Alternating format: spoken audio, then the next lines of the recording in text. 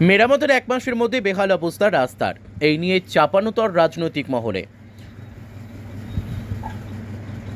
মুর্শিদাবাদের নবগ্রাম থেকে অনন্তপুর প্রায় 11 কিলোমিটার রাস্তার বেহাল অবস্থা।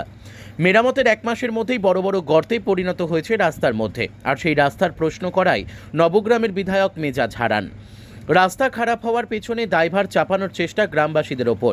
তিনি বলেন, রাস্তা যখন মেরামত হচ্ছিল তখন কি গ্রামবাসী ঘুমিয়েছিল? এমনটাই প্রশ্ন তুললেন নবগ্রামের বিধায়ক কানাই চন্দ্র মণ্ডল। এর পাশাপাশি সাংবাদিককে তীব্র আক্রমণ করেন বিধায়ক কানাই চন্দ্র মণ্ডল। সাংবাদিকরা নাকি শুধু রাস্তার গর্ত খুঁজে বেড়ায়। নবগ্রাম থেকে অনন্তপুর যাওয়ার জেলা পরিষদের অধীনে প্রায় 11 কিলোমিটার রাস্তা বেহাল অবস্থায় ছিল। সেই রাস্তা মেরামত করা হয় কয়েক মাস আগে, আর এক মাস যেতে না যেতেই মরণ ফাঁদ বড় বড় গর্তে পরিণত হয়েছে এই রাস্তায়। প্রতিনিয়ত ছোটোখাটো দুর্ঘটনা ঘটেই থাকে, কখনো টোটো উল্টে যায়, কখনো ট্রাক্টর ভেঙে উল্টে পড়ে থাকে এই রাস্তায়। এর কারণে যানজটের সৃষ্টি হয় রাস্তাতে। এই রাস্তার উপর দিয়েই প্রতিনিয়ত 10,000 মানুষের যাতায়াতের পাশাপাশি বেশ কয়েকটি হাই স্কুল ও প্রাথমিক বিদ্যালয় রয়েছে। ছাত্রছাত্রীরা বেহাল রাস্তা পারাপার করে প্রতিনিয়ত যাতায়াত করে।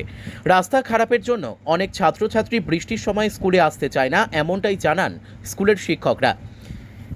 এই রাস্তায় প্রায় 14টি গ্রামের মানুষ প্রতিনিয়ত যাতায়াত করে।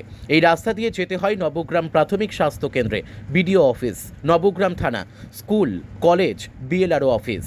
তবে বিরোধী থেকে সাধারণ মানুষের প্রশ্ন উঠছে একটাই, মেরামতের এক মাসের মধ্যেই কি করে বেহাল হয়ে যেতে পারে এই রাস্তা? কারণ দুর্নীতির একটা সীমানা রয়েছে, সেই সীমানা অতিক্রান্ত করে ফেলেছে ঠিকাদার সংস্থা। তবে এই রাস্তা নিয়ে মহরুল গ্রাম পঞ্চায়েতের প্রধান বলেন, রাস্তার কাজের ব্যাপারে আমার কিছু জানা নেই। বিষয়টি আমি বিধায়কের কাছে তুলে ধরেছিলাম, তবে রাস্তার কাজ সঠিকভাবে হয়নি, এমনটাই জানান মহরুল গ্রাম পঞ্চায়েতের প্রধান। এই নিয়ে সরগরম রাজনৈতিক মহলে। এই বর্ষাকাল চলছে এবং ভারী বর্ষণ এই বছর দেখা যাচ্ছে সব থেকে বেশি। যেখানে সরকার মিড ডে মিল এবং বিভিন্ন সুযোগ সুবিধা দেওয়ার পর স্কুল ছুট যাতে না হয় বাচ্চাদের, এই বিষয়টা লক্ষ্য করছে। তবে রাস্তার জন্য কি এই জিনিসটা আপনার সমস্যায় পড়ছেন আপনারা? অবশ্যই কিছু কিছু গার্জেন আছেন যারা এইরকম রাস্তার খারাপের জন্য এখানে স্কুলে বাচ্চা পাঠাতে ভয় করেন। সিঙ্গার গ্রামের পীরতলা গ্রাম থেকে বলছি, পীরতলা মাঠে যারা বাস করছেন ওখান থেকে ওইটুকু রাস্তা একদম খুবই খারাপ, বা সিঙ্গার মসজিদ পাড়া থেকে এই স্কুলে আসা খুবই কষ্টকর। একদম গ্রামের প্রত্যেক রাস্তায় ভেঙে গেছে, খুবই খারাপ, শিশুরা পড়ে যেতে পারে যে কোনো সময়, বা কাদাতে যদি পড়ে যায় তাহলে ড্রেস নষ্ট হয়ে গেলে কি করে সে স্কুলে আসবে। এই জন্য অনেক অভিভাবক স্কুলে বাচ্চাদেরকে পাঠান না। আমাদের একটু সমস্যা হয়, আমরা মানিয়ে নিয়ে সেগুলো যাতে ভালো হয় তার চেষ্টা করছি। আপনার নাম? আমার নাম পরেশ সরকার। আপনি? আমি সিঙ্গার প্রাথমিক স্কুলের প্রধান শিক্ষক। যাওয়ার রাস্তা বেহাল দীর্ঘদিন ধরে আছে, আর রাস্তা এক মাস মেরামতের পরে পরেই নষ্ট হয়ে গেল, কি বলবেন? একদম ফালতু রাস্তা তৈরি করেছে, মানে কি বলবো, 15 দিনের মধ্যে রাস্তা একদম শেষ।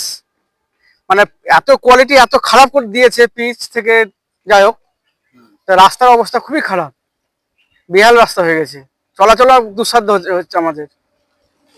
এই ব্যাপারে বিধায়ককে প্রশ্ন করলে বিধায়ক বলছে এলাকার মানুষ কি ঘুমাচ্ছিল, এমনটাই তিনি বলছেন, কি বলবেন? না, আমরা যখন রাস্তা তৈরি করে তখন আমরা অবজেকশন করেছিলাম যে এরকম রাস্তা করলে এই সামনে বর্ষা, রাস্তা টিকবে না, খারাপ হয়ে যাবে, তবুও আমাদের কথা শোনেনি।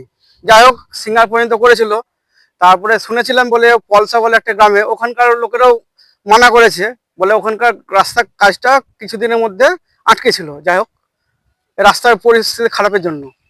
সাংবাদিকের কাজ নাকি গর্ত খুঁজে বেড়া, এমনটাই প্রশ্ন করছেন বিধায়ক, কি বলবেন?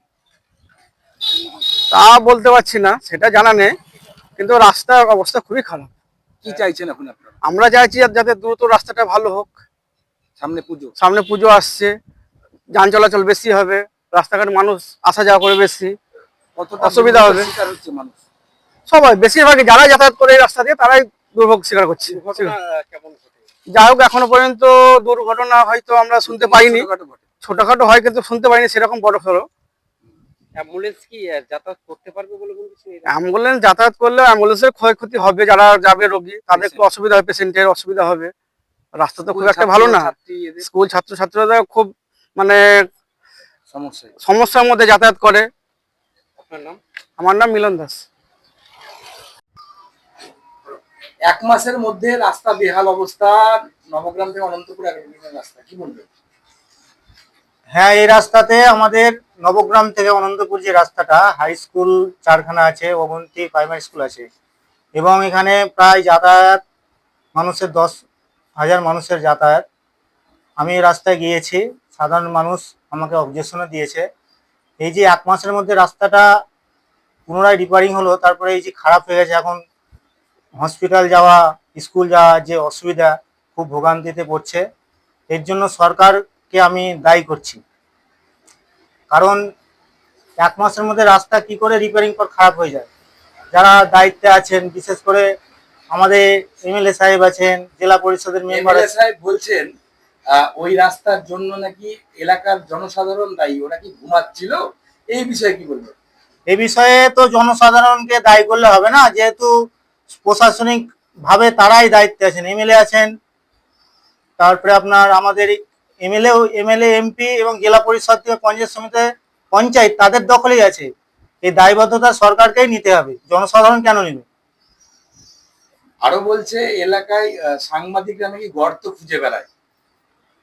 না, সাংবাদিকের কাজ যেটা নিরপেক্ষ সেটাই করে, এর জন্য সাংবাদিক দায়ী না, দায়ী সরকার।